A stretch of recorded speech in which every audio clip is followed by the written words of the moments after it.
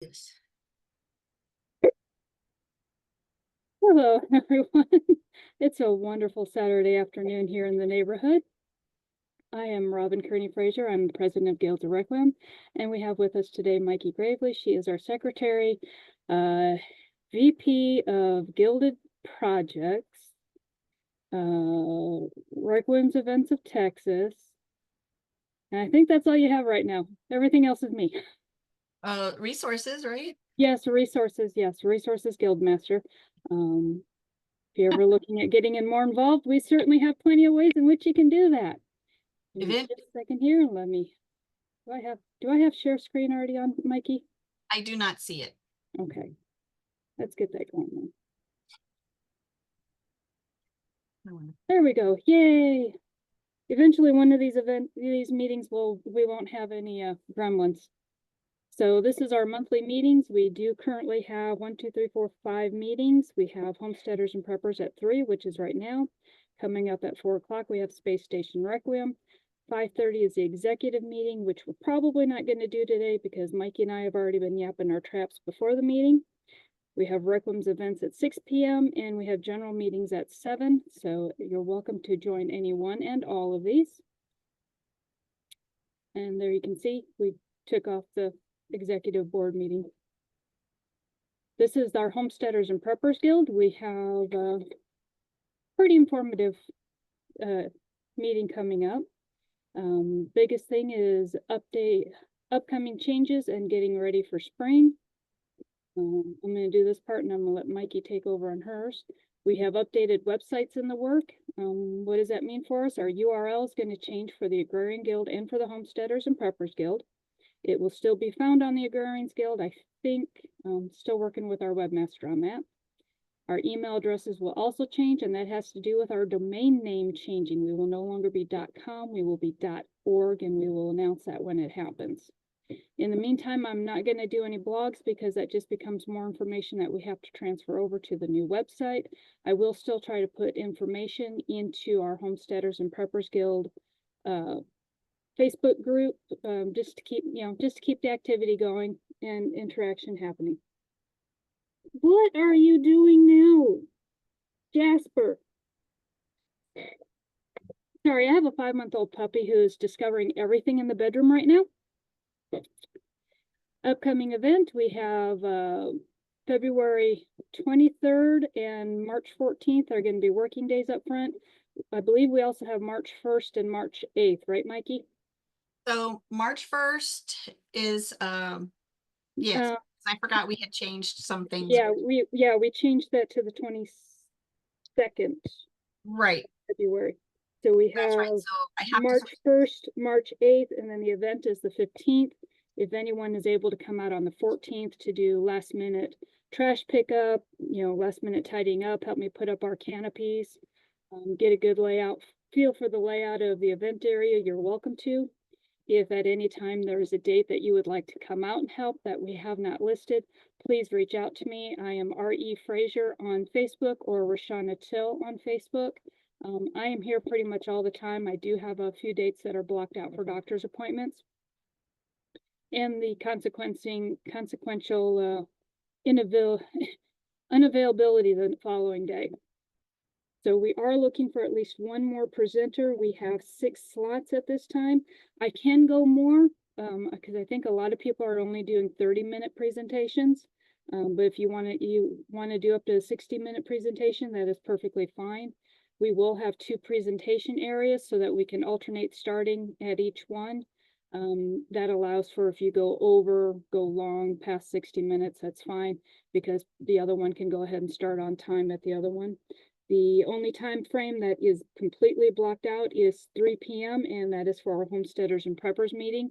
We will be in person on March 15th, and we will also open up our Zoom and Zoom the meeting as well. If someone would like to speak on seed saving, I would greatly appreciate it. So that would give us two more presenters. Booth volunteer opportunities come with a booth space. If 75% or more of a booth is made up of food, it is free vending with the promise to show our donation box some love if you've had a good day. And then Fall Homesteaders and Preppers Bazaar is going to be September 20th. We already have applications open on it, and our focus is going to be on National Preparedness Month. We kind of had that little discussion that everyone's trying to get their homestead and gardens ready for spring. So our spring event, we're going to probably focus more on homesteading with a few overlapping preppers. And then in the fall, we're going to try to make it all preparedness, prepper information, prepper vendors, keep it all towards the preparedness month. We've already reached out to the Sheriff's Department of Bandera County, and we're just waiting to hear back from them. Pipe Creek Volunteer Fire Department is already on board with both events. So we are actually all three events, but we're super excited about that. And we are looking forward to having our first county-wide Homesteaders and Preppers Bazaar. So we're really, really excited about having more of the county businesses and first responders and agencies involved with our events, especially in the fall. Ms. Mikey, this is along for you. So I thought it would be really good to talk at this meeting, since, next month is our Homesteaders and Preppers Bazaar, to start talking about getting ready for spring, and especially our pollinators, because as everybody knows, a lot of that has decreased, and we need to make sure that we are taking care of our pollinators. Oh, is that me clicking, or is that you? No, that's me clicking. Okay, because I was like, oh my gosh, I can't click it. I'll try to keep an ear up for what you're talking about and when to click. No worries. Or just tell me, click it. Click it real good. Okay. So when should you start working and getting your pollinator garden going? As soon as your soil is workable and you are out of the woods for hard frost. We definitely don't want you trying to actually dig in the ice. So please wait until your soil is workable. Hard frost is gone for the year. Yeah, we might, just a little note on that. We have some severe cold weather coming up. So February is not the month to start this, at least not the beginning of it. Probably hold off until March, and hopefully our bipolar weather will have calmed down. Exactly. So I'm hoping that at least right around our bazaar is a really good time frame, because I don't think that we're going to want to do anything this February. It's more than bipolar. I think it's tripolar right now. It's going a little crazy here in Texas. So you definitely want to include a variety of plants that bloom from early spring into late fall. So this would be your perennials, your annuals, getting a variety in there. We definitely want to feature mostly native plants because they are adapted to our local climate, our soil. Our pollinators are adapted to these plants, and we need to be very, very wary and careful of invasive species. And I know that I have a little bit of a list too that I'm going to go over in a little bit, because there are some in this list that I didn't realize were actually invasive species. So it was an eye opener for me. Please be very wary of packets of mixed seeds, as they may not be native to your area. So definitely do your research. Look to see what's in those packets. Hey, research while you're standing there looking at the packets in the store. Make sure they're native to your area. Avoid the modern hybrids. These were flowers that were, hold on, let me. Okay. I'm just going to click up to the next. I think we've got 3, right? Oops. I don't know. I can't. What Oh, the heck hello. happened to that? What? Yep, that's How where I did you went. get it? What? What How did I did you get it? I didn't. What happened?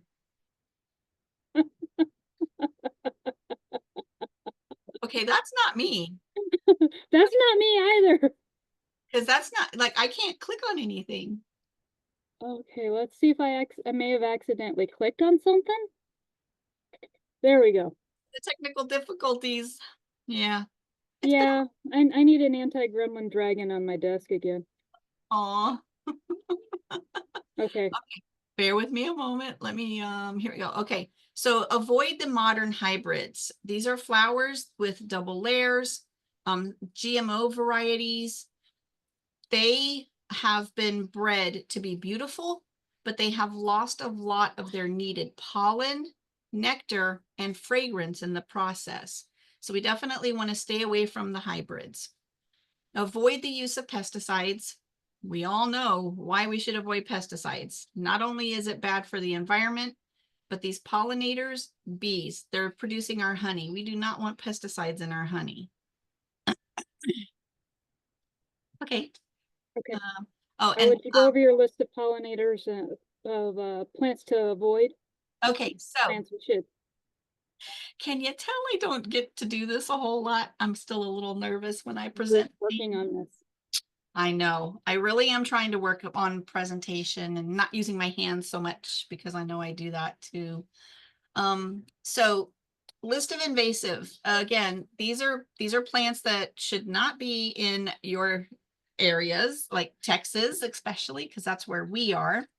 Um, giant reed, Japanese honeysuckle, which I didn't realize was invasive, Chinese tallow tree, kudzu, and privet.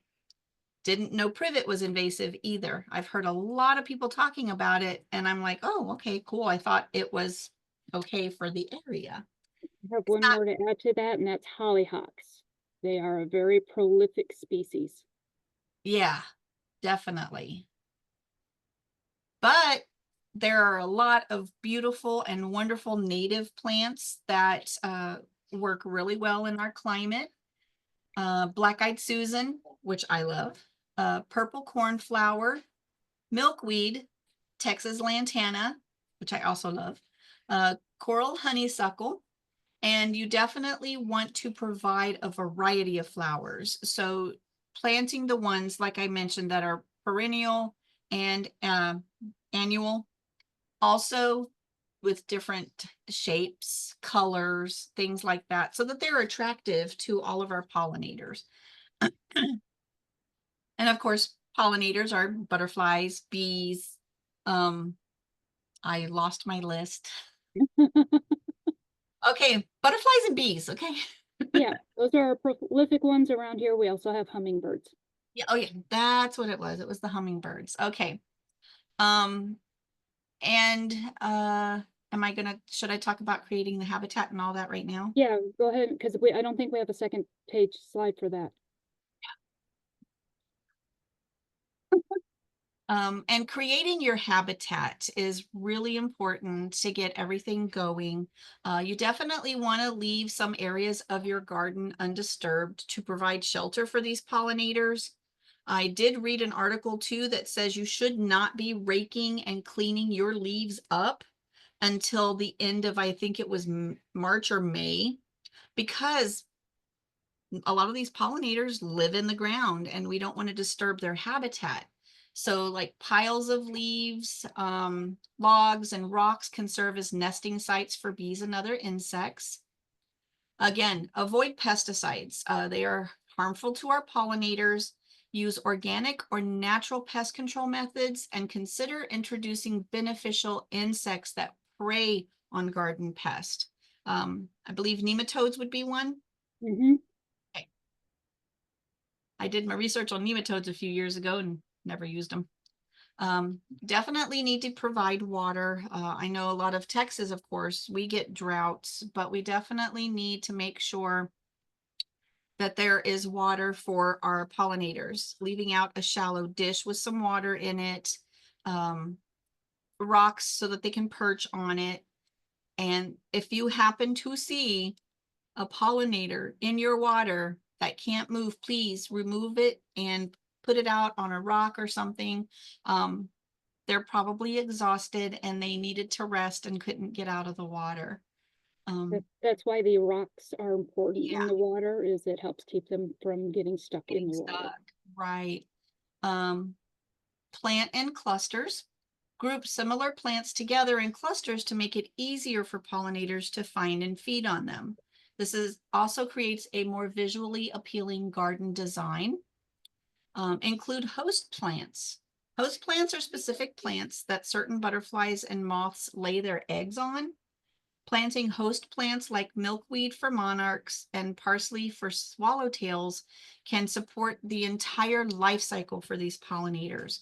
So those plants can get them going from start to finish, and then they're on their way to pollinate. And I love that because being able to help them thrive, live, and grow is the biggest thing that I myself want to help with. And if you're like me, you live in an area where you can't really plant in the ground, container gardens, put flowers in flower pots, anything that can help these pollinators get what they need to also survive and help us. So yeah. Have any specific questions? I know we've got a guest in here today.